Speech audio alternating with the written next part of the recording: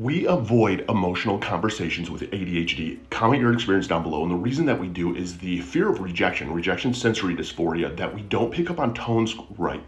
And that also we know in a lot of cases, we will not process things logically. We get very emotional.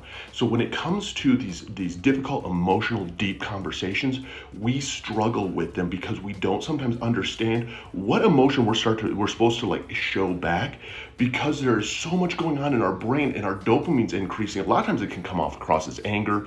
It can come across very aggressive, and that's not necessarily what we want. And the other problem is when it's very emotional and it's this deep conversation that way, our brain gets so emotional that it's hard for us to process. So we're going to say things that we don't mean to. We're going to blurt things out. We're going to interrupt. And these conversations can actually get really destructive, very toxic. And this is something that I wish I would have known. When I got diagnosed ADD at 13, re-diagnosed ADHD at 17, this is back in the 90s, they didn't share any of this with me.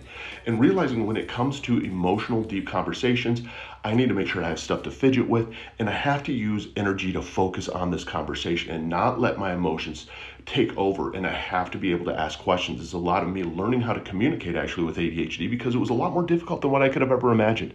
And that is the case with a lot of us. And that's why I share, because it's not supposed to be that difficult.